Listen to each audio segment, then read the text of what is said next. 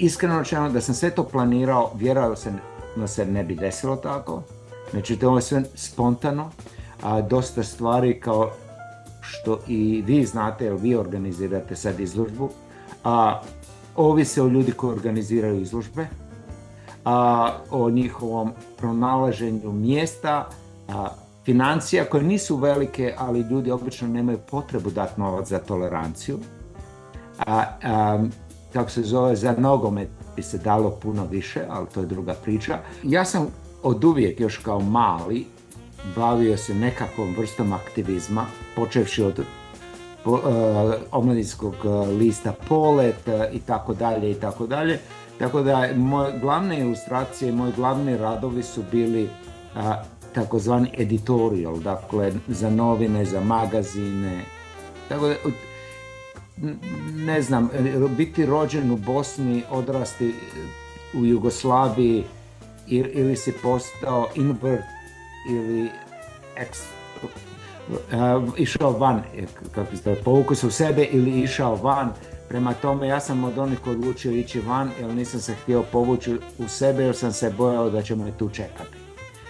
Tako da, ja sam to nastavio raditi i u Americi, naravno, i jedno vrijeme sam po Americi, a još više po Europi, držao predavanja o novim znakovima mržnje, o neonacistima, njihovim novim znakovima, da bi ih ljudi mogli prepoznati, shvatiti i tako dalje. Ja sam shvatio da poslije svakog mog predavanja ljudi odu još gore deprimirani nego što su došli. I shvatio sam da ja zapravo hoću to ili neću, širim mrak. I da ne dajem nikako, osim što osvetljavam te znakove, ja zapravo ne dajem nikakvo svjetlo. I zbog toga što sam bio povezan jedno vrijeme sa Jewish Film Festival u Zagrebu, koji je vodio moj dobar prijatelj Branko Lustig, koji sam ja čak i preinačio ime u Jewish Film Festival tolerancije. Počeo sam razmišljati malo o toleranciji. I taj festival je počeo rasti i otišao u Ljubljanu. I u Ljubljani su mi u jednom trenutku, pošto sam ih ja sve to naravno radio besplatno, da pače ja sam im našao i novac i tako dalje, u Ljubljani su mi odlučili kao uz zahvalu, to je bilo u 2017. dati ja mali trg, da stavim neke svoje radove i tako dalje.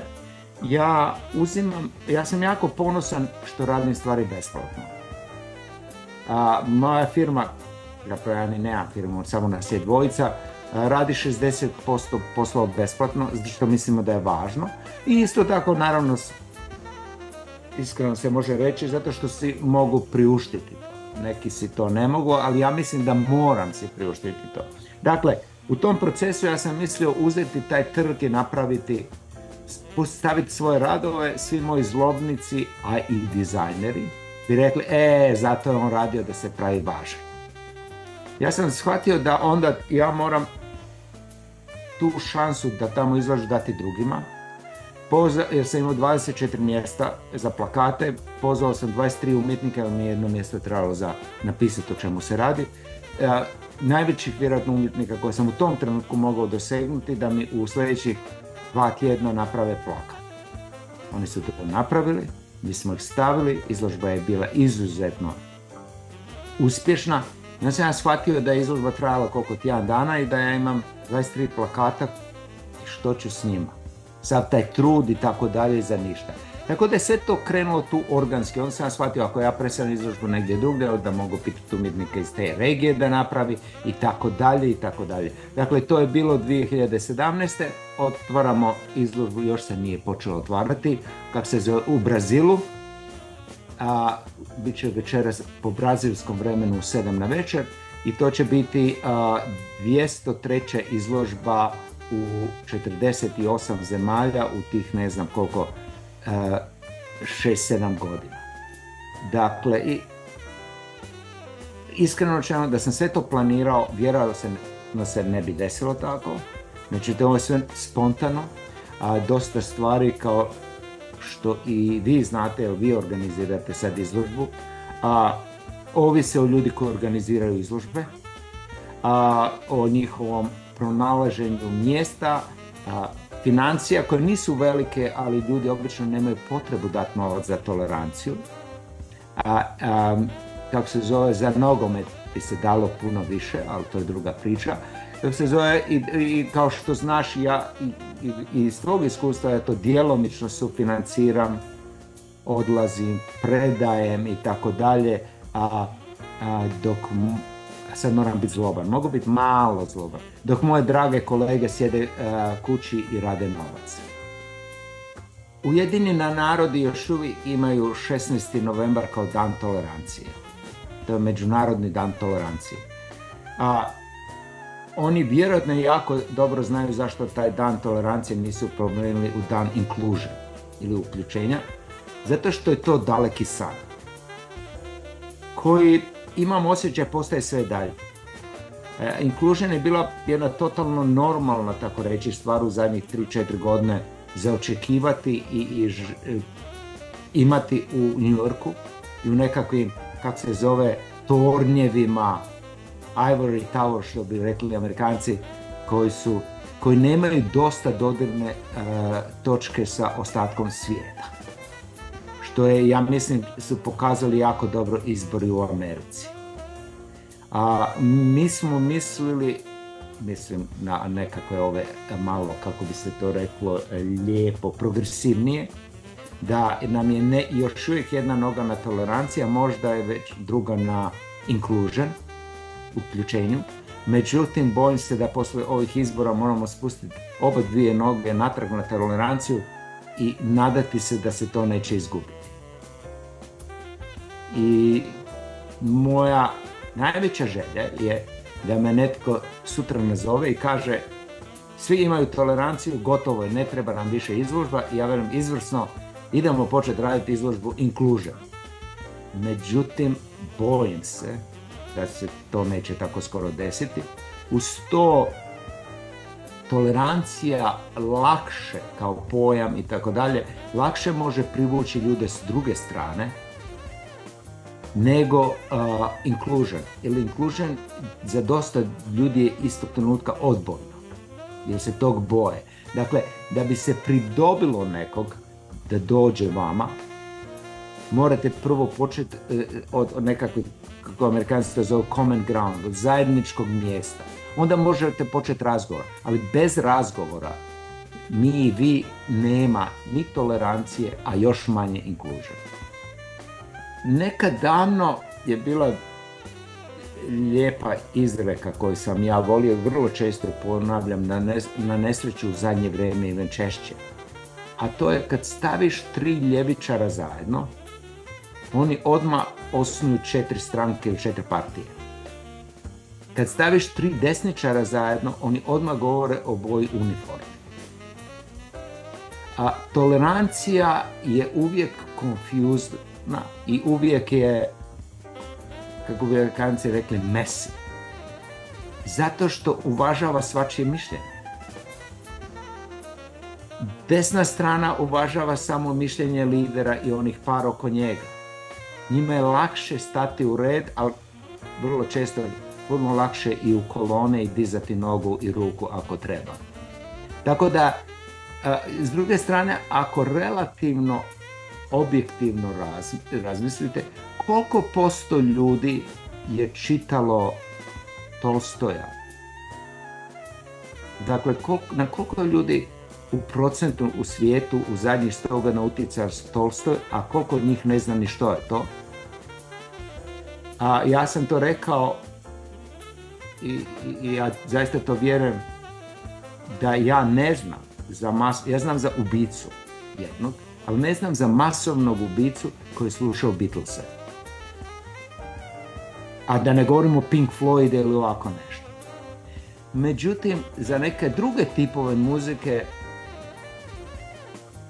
ti su ljudi slušali. Ne govorimo o Mozartu sad i tako dalje. Prema tome, bilo bi lijepo jednog dana napraviti istraživanje koliko umjetnost ima utjecaja na ponašanje ljudi.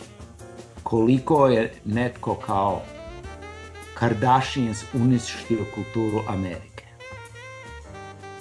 A onda naravno i svijeta, nažalost, dosta ljudi u svijetu imitira Ameriku.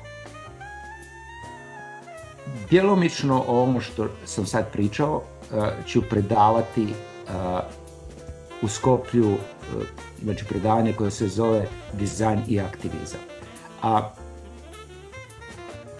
kako to lijepo reći, a da ne zvučim umišljen, što mi se često dešava. Ja imam jednu gomilu nagrada.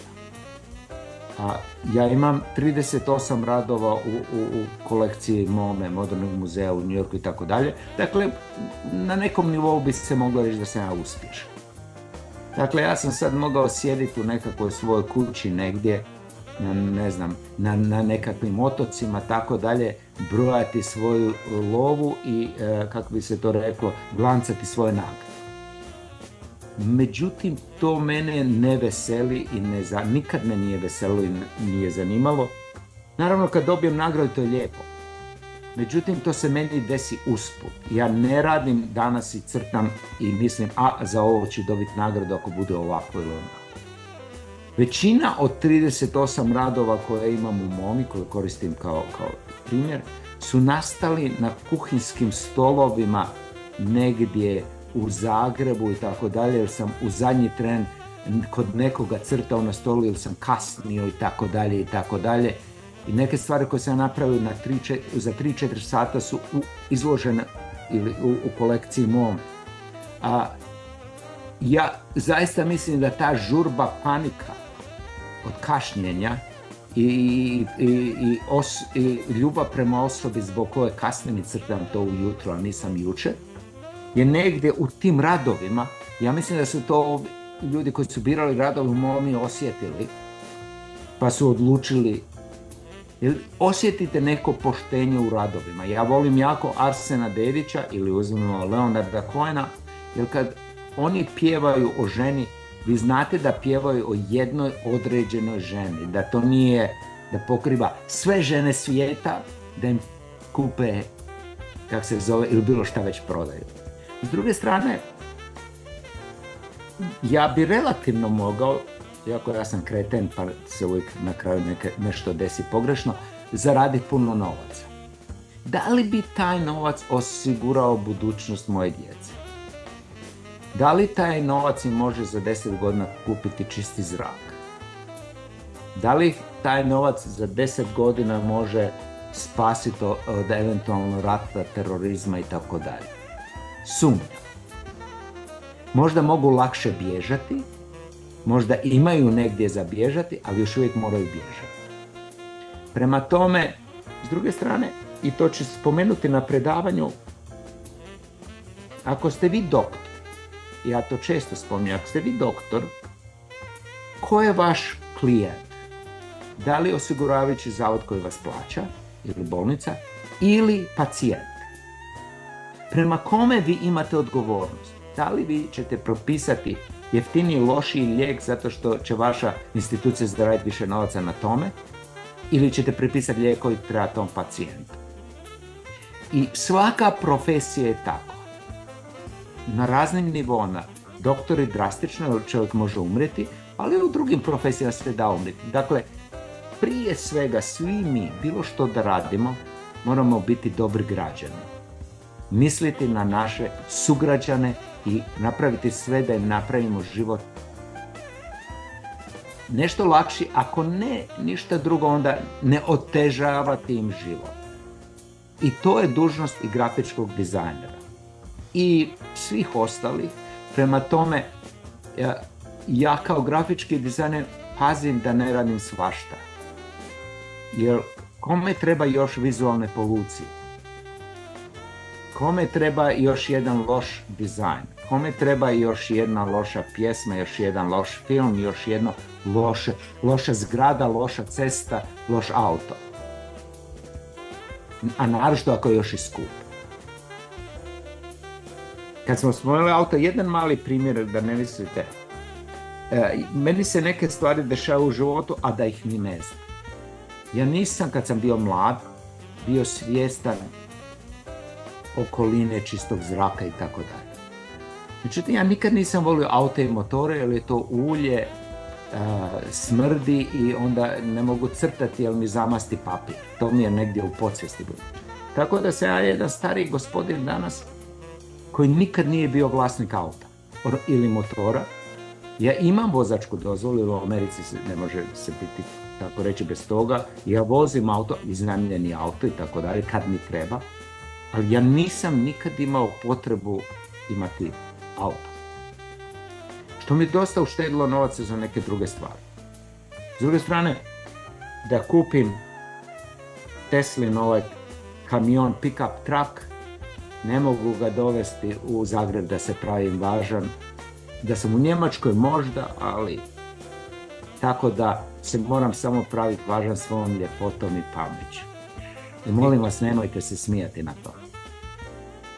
Društva, malo više o aktivizmu, društva koja misle da su dovoljno tolerantna, najčešće su u zabludi. A to ste mogli pitati prije 6 mjeseci Amerikance, pitajte ih danas. Ima jedna stara izreka koja kaže da Bog dijeli pamet ponovo, niko se ne bi stao u red. Jer svi misle da imaju sve. Na primjer, uzmemo prvu izložbu. Ne znam kad ste bili zadnji put u Ljubljani, da li ste bili, ali Ljubljana, cijeli taj grad izgleda kao oni gradovi koji radite oko malih željeznica, maketa, modela. Sve predivno, sve čisto, sve perfektno. Ja mislim da je Ljubljana čišća od Austrije i tako dalje. I Švicarske. I onda smo imali u Ljubljani izložbu tolerancije, to je ta prva izložba 2017. I preko noći, dakle ujutro se otvara izložba, je netko pocijepao plakat koji je bio na arapskom. Na kom je, što je smiješno, pisao i na engleskom, ali i na arapskom: nemojte se plašiti onog što ne razumijete. Neko se uplaši. Što je bilo njima totalni šok da se to može desiti u Ljubljani. A što je stvorilo na nesreću, jer ne želim takav publicitet i novine su pisale o tome i tako dalje i tako dalje. I onda su se počeli zapitivati tko i zašto bi to napravio u Ljubljani. U trenutku kad su se to počeli pitati, za 5 dana je neko sa grafitima rešarao većinu plakata. I onda su počeli još više konverzacije na tu temu. Prema tome, jedan mali primjer, samo koji ću vjerojatno spomenuti na predavanju, dosta plakata tolerancije ili pokradeno ili uništeno. Sve te krađe i uništavanje su se desile isključivo u zemljama Istočne Europe.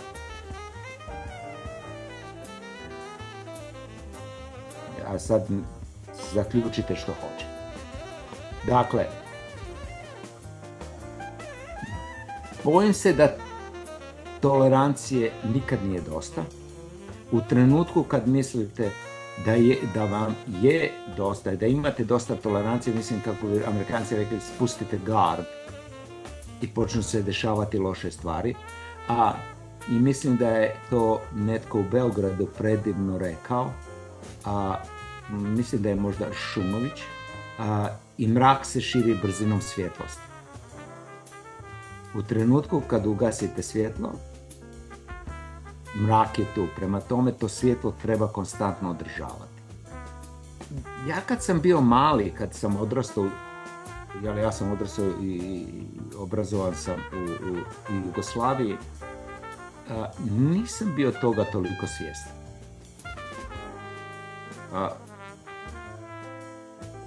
Glavni vicevi u Zagrebu su bili o Muji Hasi.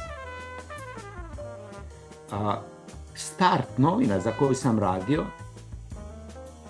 koja je bila s jedne strane vrlo intelektualna novina, najveći intelektualci, feministi i tako dalje su pisali, u drugom dijelu su imali užasno seksističke karikature i crteže koji su totalno vrijeđali žene.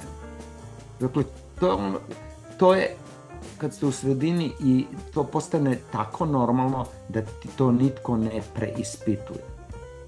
Imate narod, kako se novo komponiranu pjesmu koja ide tuci me, bar po batinama znam da sam tvoja, govori sve.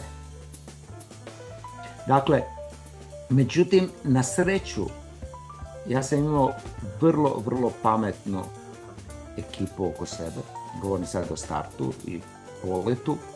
Imao sam izuzetno pametnu ženu, Slavenku Drakulić, koja mi je dala u dobroj mjeri puno obrazovanja u tom smjeru svojim primjerima i ljudima s kojima se ona družila i ljudi s kojima sam se ja družio su me počeli mijenjati. Ne mijenjati, već osveštavati. Ja sam vjerojatno kad sam bio klinac i pubertetlija bio dosta okrutan prema nekim predivnim mladim damama ili nisam znao da je bolje i sad mi je užasno žao. Međutim, da sam danas takav, bilo bi uvrijedljivo i meni i njima još više. Međutim, kao rad, pošto ja stalno nešto crtam i pokušavam ovo i tako dalje, čovjek se konstantno mora održavati. Kao spomenuo se aute. Ako ne mijenjate gume, kad i tad ćete sletiti sa ceste. Prema tome, da ne bi sletio sa ceste koja ja mislim da je prava cesta, ja redovito održavam gume i ovih dana ću staviti zimske ako ću dolaziti do Skopje. Nekad davno, kad bi pitali stare muslimane za nešto, na primjer, kakav je bio film ako su bili u Kini, oni bi rekli vakav i poljube sebe u obraz. Dakle, ja mislim da je početak tolerancije poljubiti sebe u obraz ujutro, jer ako te nitko ne voli, bar voliš sebe. Kad počneš voliti sebe, možeš si priuštiti da počneš voliti i druge. Jer ja vrlo često imam osjećaj, iako sam ja straight, oženjen, djeca i tako dalje, da ovi jadni koji tuku gej ljude, tuku ih jer prepoznaju sebe u njima. Kao što to i vrlo često znaju roditelji raditi. Tuku te jer su se prepoznali, jer misle da bi trebalo biti bolji od njih. Ja mislim da je to vrlo je važno znati da se lako složiti sa svojim.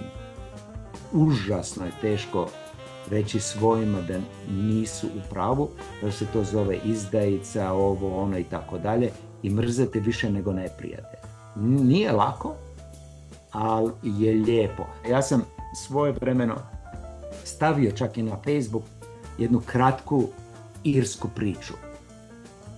Čovjek koji dođe pred Svetog Petra, pred vrata raja i pita Svetog Petra da li mogu ući. I Sveti Petar kaže, naravno, pokaži mi tvoje ožiljke. Čovjek veli, ja nemam ožiljke. A Sveti Petar kaže, nije bilo apsolutno ništa tamo dole što se vrijedilo boriti za. Ja neću doći do tamo, pošto ja ne vjerujem u Boga, ali za svaki slučaj ožiljke imam. Ako ga ima, imamo ožiljke.